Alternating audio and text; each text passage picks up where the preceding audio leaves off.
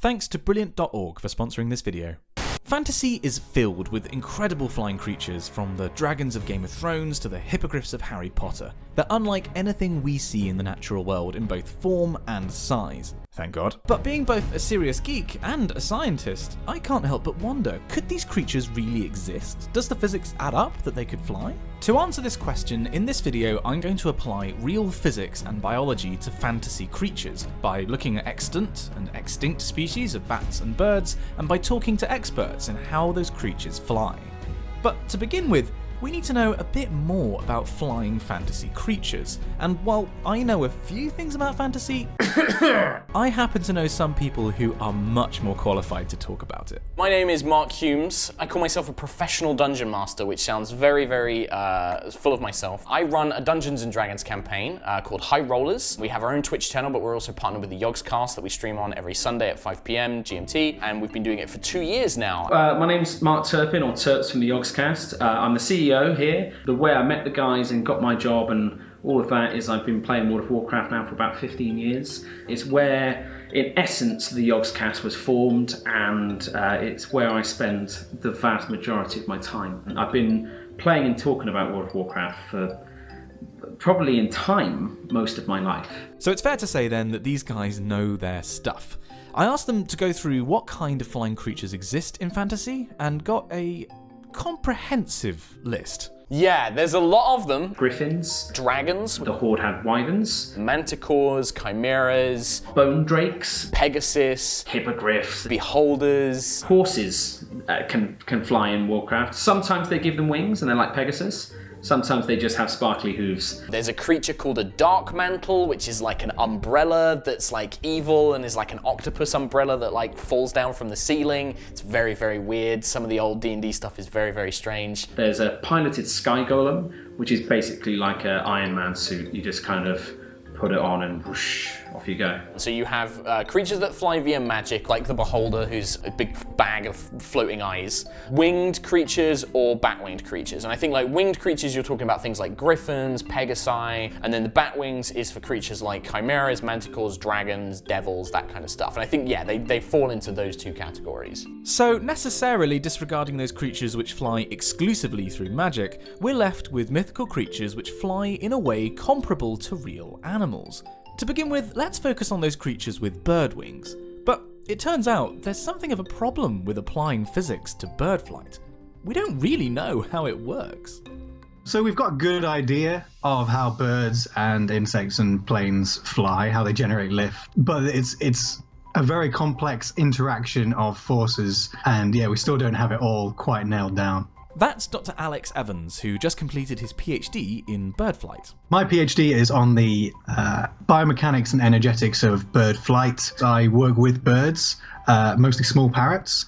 We have a wind tunnel at the university, so we're able to fly them at a variety of speeds. And whilst they're flying, we can measure various mechanical and metabolic aspects of their flight. And we can also film the birds flying and generate kinematic analysis and 3D model reconstructions of what the wings are doing in flight. So birds don't all just fly in one uniform way. There's a variety of different styles of flight, depending on how big the bird is. Bigger birds tend to have a slower wing beat, and they generally make use of energy efficient methods of flying, such as soaring, and they're able to fly sustained flight for a very long time with little energy. Whereas other birds, much smaller birds, tend to use flapping flight a lot more. But even they don't just flap all the time. They might have a bounding flight where they're flapping for a certain amount of time and then they're gliding for a certain amount of time.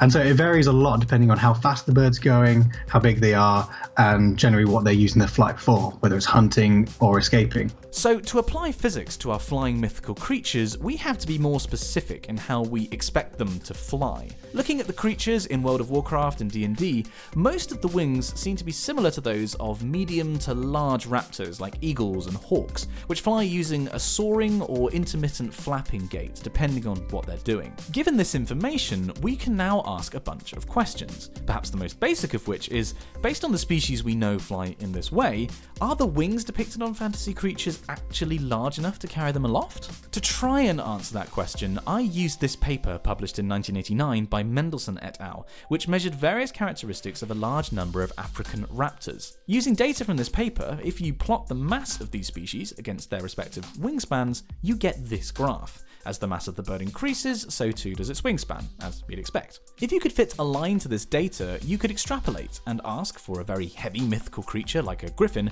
how big would its wings need to be? However, this data isn't linear. You can't fit a simple straight line to it. So my idea of a simple extrapolation to much heavier animals didn't work. Fortunately, Dr. Evans had a much better suggestion, because an alternative way of measuring wings to wingspan is wing area, and wrapped up in the wing area is information about how a bird flies, in just 2 numbers. Firstly, if you divide the wing area of a bird by its body mass, you get a quantity known as wing loading. This is effectively the amount of weight that each square centimetre of the wing has to support in flight. That's the first number. The second number is the aspect ratio of the wing, that is, how long the wing is versus how wide it is. So an albatross has very long wings with a relatively low area and so has a high aspect ratio, while a puffin on the other hand has adorable short wings, but they're wide, so has a low aspect ratio. If you scatterplot these 2 quantities, the wing loading and the aspect ratio, for a variety of bird species, then you get a really interesting graph. Birds which soar and don't really flap their wings, like swifts and albatrosses, are up here at the top. Compare that to birds which can only just about fly, like puffins, which are way over here on the right. Populating this graph with lots of species, you'll see that the African birds of prey in the paper are all clustered around one area. That means 2 things. Firstly, that their wings all share roughly the same wing loading.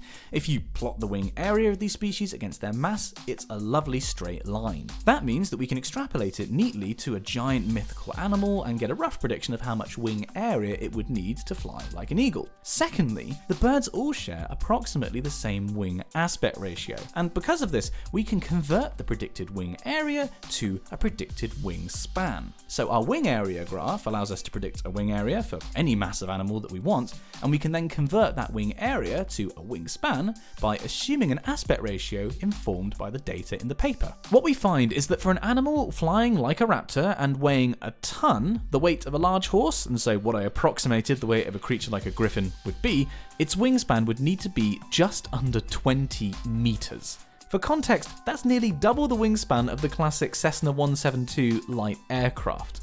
For a giant creature like a griffin to fly, it would need to have huge wings, much bigger than it's depicted to have in, for example, World of Warcraft. What's cool about this calculation though is that you can calculate a wingspan for a flying creature flying like a raptor with any mass, including the mass of a human. I weigh about 90 kilograms. 90 kilos. So you would have a wingspan of just shy of 6 meters if you were a bird. So 3 meters either way? Yeah. Holy shit. Which, incidentally, is the wingspan of one of the very largest birds in the fossil record, the condor-like Argentavis, which must have been absolutely terrifying. However, there is a huge problem with this analysis. It's not just because in adding wings to a body, you're increasing the mass of the body, and so increasing the size of the wings needed, and so increasing the mass of the body, and so on. It's to do with how the wings would be powered and connected. The problem with most mythical creatures, such as dragons and other large flying beasts that also tend to have 4 limbs as well as wings, is the musculature just doesn't quite make sense. So for birds to fly, they rely a lot on the pectoralis muscles. So in the birds I work with, small parrots, they make up 75% of their total muscle mass and about 15% of their total body mass. And so if you have, say, a hippogriff, it's got 4 legs and its pec muscles are being used. They're already attached to some limbs. So where these muscles that are powering the giant wings on their back come from, I don't know. How they would attach is beyond me. So for a creature depicted to have both wings and front legs, like hippogriffs or griffins, the musculature just doesn't make any sense. With front legs, there are no muscles left to power the wings. So the feathered creatures we've seen have wings which are too small and have no muscles to power them. So unfortunately, based on known biology, they couldn't exist. Dragons and dragon-like creatures, however, are a very different story. Hulmes was pessimistic about whether anything like them could really exist. That stuff like dragons, you look at this and the bulk of it, I don't think that, unless I don't know, maybe its strength would be enough to make it fly? I don't know. Struggle with that one, but I would say generally no, I don't think so. But just wait, let's apply some science. The closest parallel to dragon wings in biology are those of megabats. You might think of bats as being small, insectivorous animals, probably not much bigger than your hand, but they get really big. These are Livingstone's fruit bats, some of the largest bats in the world, kept in captivity at Durrell, a conservation charity on the island of Jersey. Livingstones are about 1.4 meter wingspan with about 700 to 800 grams of body mass, so that puts them up there pretty high. The largest is, my Latin pronunciation is terrible, but it's the golden-crowned flying fox from the Philippines, and it can get up to, I think it's about a 1.8 meter wingspan, and then they say a 1.6 kilo bat, so that's a pretty hefty bat. That's Ed Bell, a keeper of mammals at Durrell who works with the bats. I asked him how bat flight was different to bird flight. It comes down to anatomy. So bats, effectively, they're flying with their hands. Chiroptera does come from the really bad breakdown is Greek for hand wing. So you've got basically the bones of our hand, but imagine what makes up our palm all mushed up under the thumb. So that big hook they've got is a lovely big thumb. The second and third digits, so your index and your middle finger, they create what would be like the leading edge of a wing. So if you're thinking of like the Batman symbol, that'll be the bit that goes all the way out right to the edge. And then the 2 points that kind of come down and create those lovely kind of big arcs, that will be their fourth and fifth digits, and each of those has got a nice big really clever piece of skin attached between it. Really cool, actually. It's covered in like micro hairs because they're mammals just like us, so they have got loads of hairs all over their bodies.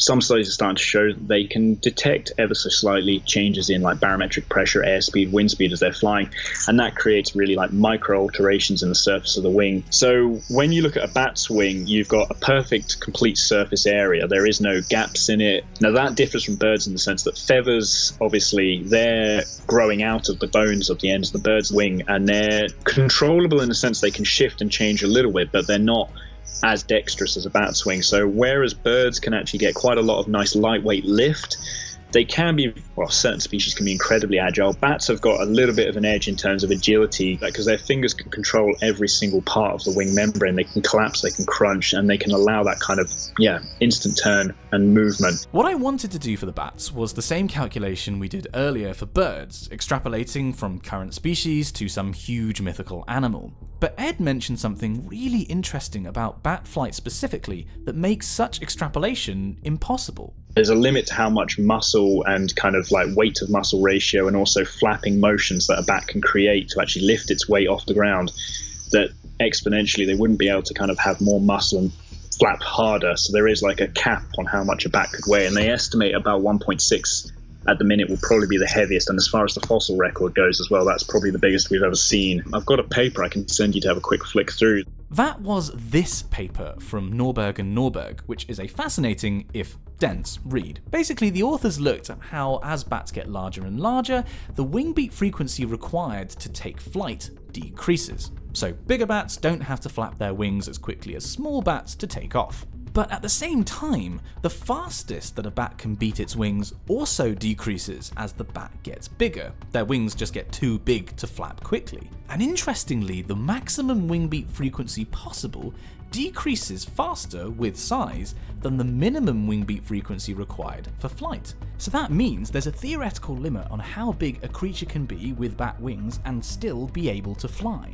A limit that we've probably already hit in the Philippine golden crown flying fox. Yes, by the way, to fend off people in the comments from r/IamVerySmart, a similar analysis was also done for birds by Pennycuick and found a maximum mass of 16 kilograms for cruising flapping flight, but then there are other factors such as alternative gaits which allow for even bigger birds such as Charlton Tarvis. Oh my god, I forgot how big it was! Bats suffer from this limit quicker than birds because of the lower portion of their body mass being flight muscles and from their wings being made of skin rather than feathers. I hope you're happy. This kind of kills the discussion of dragons dead. Do you think it's too soon to make that joke? But if we assume that mythical creatures have some different muscle composition or wings with slightly different properties, then maybe we could paper over this. So I asked Ed which mythical creatures he thought could exist based on some modified bat biology. Wyverns could work. They've got like the same kind of body structure in a way, maybe a quite large tail. I think mass size though, when they start to get as big as dragons are depicted, I just, don't know how that could ever lift off. Smaller dragons maybe, if you had like baby dragons or like the dragons from Game of Thrones before they got too big. yeah, I could see them working, but the minute they get to like full size and you can start riding them, I think physics might be on the other side then, but that's where magic comes into it, so completely fine. Relying heavily on this excuse of magic, then, Hulmes and I decided to do a bit of backyard maths on the ancient red dragon model he had. It doesn't have bird wings, but we thought it might be fun to see what gait it might have. Measuring its wings to the best of our abilities, and trawling various D&D resources for its weight, we estimated the dragon's wing loading and aspect ratio, and comparing them to the bird species from before, it places on the graph here. Very similar to condors, so not flying like a megabat at all. Instead, it would soar and probably need help in taking off, like jumping off a cliff. So apparently it would be about the same as a condor. There you go, look at that! If we ignore all the other physical problems. The way I've always done it is like for them to take off is like a lot of work, like they have to really kind of get going, but then once they're up, they can kind of just open their wings and... Based on his knowledge, Ed actually agreed with this kind of flight pattern for dragons and wyverns. I guess if a dragon lived on the top of a mountain and was prepared to throw itself off and get enough lift to be able to take off and fly, yeah, it could happen. It'd be one to see. Unfortunately, the way things are going, the Livingston's fruit bat might soon be just as mythical as the dragons and griffins we've been talking about in this video. It's critically endangered. Ed works on stopping the species from going extinct. Yeah, it's a priority project for us on the mammal department. At the minute, their numbers are about 1,260 across about 20 to 30 roosts on the two islands, so they're incredibly low, and the biggest threat at this minute in time would be a one-off cyclone that could just pretty much decimate the entire population. So having them here in captivity is still a critical safety net for the population, but it also facilitates a massive amount of research. We've got really good partners out in the Comores called Dahari. They're an organisation we helped establish back in 2013, but they're a completely separate NGO. They are doing amazing community agroforestry and agricultural work. Durrell and their partners in the field do truly fantastic work, saving species from extinction and working with local populations.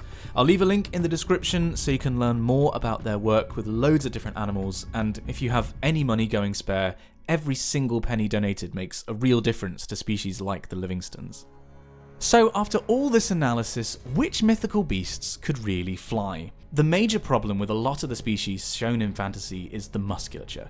Pectoral muscles are needed to power wings, so any species shown to have both front legs and wings doesn't really make any sense. From a typical flying pantheon, that pretty much just leaves wyverns. Although two other possible species, which Terps and Mark didn't mention, are cockatrices and harpies. While real-life biology indicates that harpies, women with wings for arms, could exist, they would need a much bigger wingspan than is normally depicted. Dragon wing creatures, like cockatrices and wyverns, wouldn't be able to flap their wings fast enough to take flight, but if we allow for a little bit of magic or even just alternative biology, these creatures might fly in a similar way to condors, more about soaring than flapping and with an assisted takeoff. But if you play Horde, your mount might just be possible in the real world. At the end of the day though, does it matter that the creatures in World of Warcraft and Dungeons & Dragons are unphysical? No, absolutely not. I'm not looking for the real world in D&D. Sometimes the brilliance of fantasy is that it's not real, and that it's completely different and it's imaginative and you can go somewhere. The beauty of Dungeons and Dragons, and I tend to favour campaigns that we call high magic settings. You can't get that stuff in the real world. Like, we have enough of the real world in the rest of our media, whereas in fantasy, almost anything goes, and I love that. Personally, I want my fantasy to remain crazy. You know, that's the point of it. I've got other, normal stuff. It's called the real world, and I try to spend as little time in it as possible. Thank you very much. As a scientist, I love to watch fantasy that's grounded itself in reality and tries to make its magic feel real. But sometimes you don't want that. Sometimes you want the fantastical. And based on the number of stories throughout history and around the world, perhaps there's something in all of us that just wants an impossible, gigantic, flying lizard that breathes fire to be real. Just not near me, please. In this video, I used some basic statistical techniques and analysed scientific literature to apply real science to fantasy. I have some expertise in these fields, what with the master's degree and the PhD, but you don't have to spend 8 years at university to learn how to use these skills and do this kind of analysis. If you found this video interesting, then you might want to take a look at brilliant.org. Brilliant is an educational website appropriate for students from age 12 to age 200 who like to learn by getting their hands dirty and solving problems. What I did in this video is an example of how you learn on Brilliant.org. You learn a new idea or fact and apply your knowledge to some new situation. And just like in this video, if you get that wrong, it's absolutely fine. By making mistakes, you allow yourself to improve. It highlights things that you might have misconceived or misremembered and allows you to improve your understanding. I can't guarantee that your understanding will involve dragons, however. The fastest way to learn a new skill is to simply try using it and learn from your mistakes in an intelligent way. You can use parts of Brilliance for free, so there's really no excuse to not check it out. And you can also get a premium account for either yourself or as a gift for a student you know, which gives access to their fantastic guided courses. If you're interested in getting a premium account, then use the link in the description, brilliant.org/Simon Clark, and the first 200 people to do so will get 20% off. Thank you so much for watching this video. It has been a real labour of love over the past couple of months. This channel has undergone something of a hiatus for a while, and there is a vlog coming out very soon explaining why that is. No small part of it is this video, which is probably the most ambitious video project I've ever done, so I do have to say a massive thank you to everyone who made it possible. Notably, Dr. Evans, Alex, thank you so much for being interviewed. If you are interested in biology, definitely check out his Twitter. There'll be a link in the description because he's always tweeting about some really interesting stuff. And also thank you to Ed Bell from Durrell for agreeing to talk to me. I already talked about Durrell's work in the video. If you are interested in conservation and you think it's worthwhile stopping species going extinct, then check out another link in the description to Durrell's work and consider making a donation. They are one of the most important charities in the world. I also have to say a huge thank you to Turps and Hulmes from the yogscast. It was so much fun coming and filming in the studios with you guys, and thank you for sharing your expertise. I learned an awful lot. I hope that it came across in the video, but these guys really do know their stuff. And yeah, it was great fun. I learned a lot on the trip, and I hope that you guys have enjoyed watching the video. Links to their socials and to the Twitch for High Rollers, which I highly recommend, I'm a fan, are down there in the description. Okay, now this is turning into an Oscar acceptance speech. So basically, thank you to everyone who made this video possible. Thank you for watching, and I will see you in the next one.